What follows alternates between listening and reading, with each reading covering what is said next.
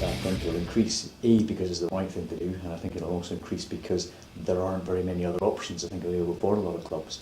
But I think the positive agenda is more exciting in the sense that you have got these resources, they are long-lived institutions, and we're now kind of waking people up to the fact that there are different ways in which they can be organised and managed and run, and that we needn't be wedded to the model which has existed for 100 years or so.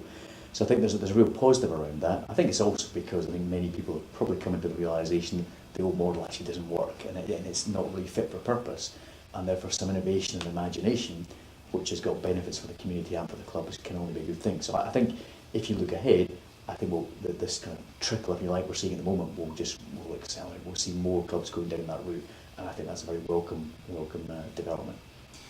I think, whether it be a mix of that or whether it be completely fan-owned, I think it's got to be the way ahead for it. If you see, the collapse of the kind of sugar daddy model that's left so many clubs and we have Gretna 2008 in our league and they've done terrifically to rebuild after the Brooks Nelson years at Gretna. And that's just been built again on the hearts and souls of a community. It's not been built on a rich man's money. I think it's just a natural progression of things in terms of people recognising that supporters are the ones that are always there. They're the ones that actually come up with donations when the club's in trouble, and even looking forward in terms of funding and working capital, as things get tighter, then it's probably better to start to transfer ownership and let the actual supporters get on with it. And again, I think some clubs are still really struggling. So from that point of view, I think the owners, in fact, want to transfer ownership and just let the supporters run the club. And I think it will grow. I think it may grow quite significantly over the next 5 years.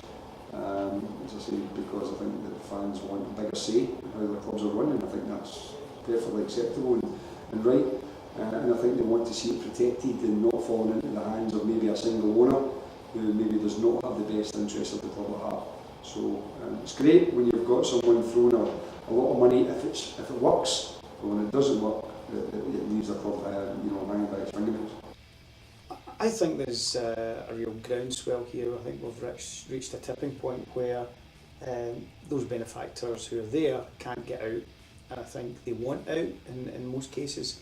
In the past, they would have probably sold their shareholding to somebody else, but the reality is most of these shares are worthless. They're only bits of paper. They give you access rights to the club.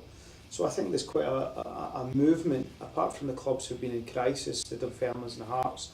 There's a lot of other clubs like Ayr United and Motherwell, and there's a few other clubs that we're talking to as well, who the chairman have said, look, we're keen to pass our shareholding on, and of course, who better to pass it on to than the fans, who are the one constant about any football club. They are always there. Players come and go, managers come and go, chairmen come and go, but fans are always there in one shape or form. So I think it's going to be really quite a common feature.